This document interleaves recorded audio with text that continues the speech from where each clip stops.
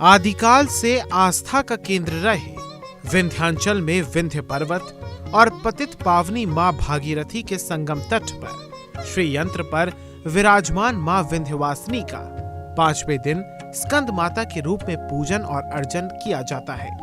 भगवान स्कंद यानी कार्तिकेय की माता होने के कारण इस 5वें स्वरूप को स्कंद माता के नाम से जाना जाता है।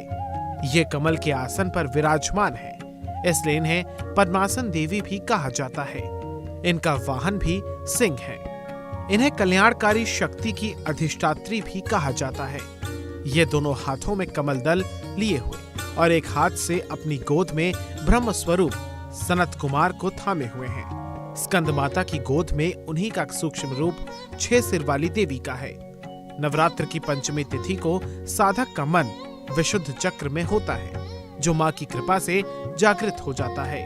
आज नवरात्र का 5वां दिवस है, पंचमम स्कंद मातेति। आज के दिन भक्त स्कंद माता के रूप में भगवती का पूजन करते हैं। आया है कि सिंहासनगता नित्यम पद्माश्रित करद्वया शुभदास्तु सदा देवी स्कंद माता यशस्विनी। स्कंद माता यशस्विनी, स्कंद भगवान को गोदी में भगवती ली हुई है और उनके गोदी में है भगवान स्कंद, इसलिए स्कंद माता के नाम से जानी जाती है। माँ का सिंह वाहन है, 4 भुजा है, गुलाबी वस्त्र धारण की हुई है, बड़ा ही सुंदर स्वरूप है।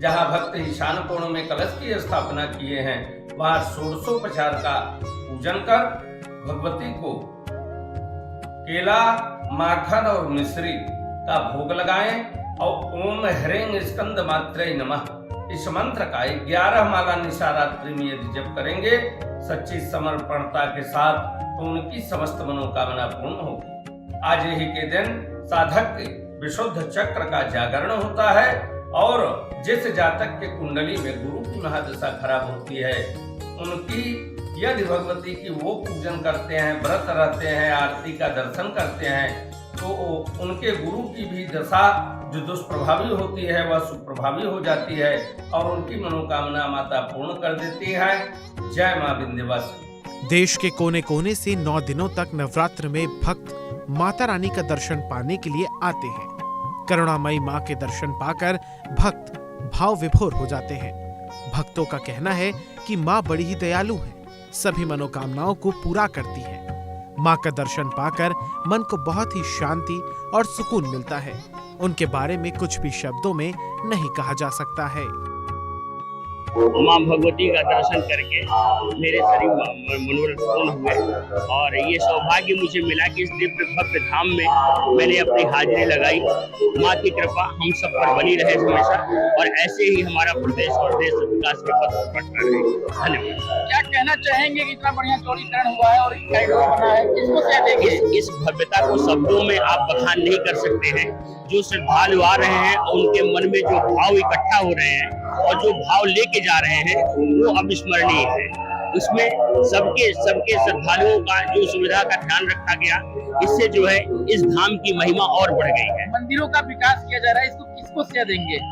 मंदिरों के विकास के लिए तो निश्चित रूप से इस सरकार का बहुत बड़ा योगदान है और यही नहीं, हर धाम के विकास के लिए सरकार की संकल्प है और श्रद्धालुओं के लिए जिस तरह की सुविधाएं दी जा रही हैं वो निश्चित रूप से सराहनीय और प्रशंसनीय है। माँ दुर्गा के 5वें स्वरूप का नाम स्कंद माता है।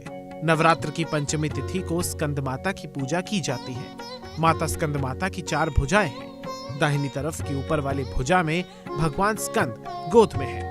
दाहिने तरफ की नीची वाली भुजा में कमल पुष्प है। बाएं तरफ की ऊपर वाली भुजा वरमुद्रा तथा नीचे वाली भुजा में भी कमल पुष्प है। स्कंद माता भक्तों को सुख शांति प्रदान करने वाली है। देवासुर संग्राम के सेनापति भगवान स्कंद की माता होने के कारण माँ दुर्गा के 5वें स्वरूप को स्कंद माता के नाम से जाना जाता है। नवरात्र की पंचमी तिथि को साधक का मन विशुद्ध चक्र में अवस्थित होना चाहिए, जिससे कि ध्यान वृत्ति एकाग्र हो सके। ये शक्ति परम शांति व सुख का अनुभव कराती है। माँ स्कंद माता की उपासना से मन की सारी कुंठा, जीवन कलह और द्वेष भाव समाप्त हो जाता है। मृत्यु लोक में ही स्वर्ग की भांति परम शांति एवं सुख का अनुभव प्राप्त होता है। साधना के पूर्ण होने पर मोक्ष का मार्ग स्वतः ही खुल जाता है।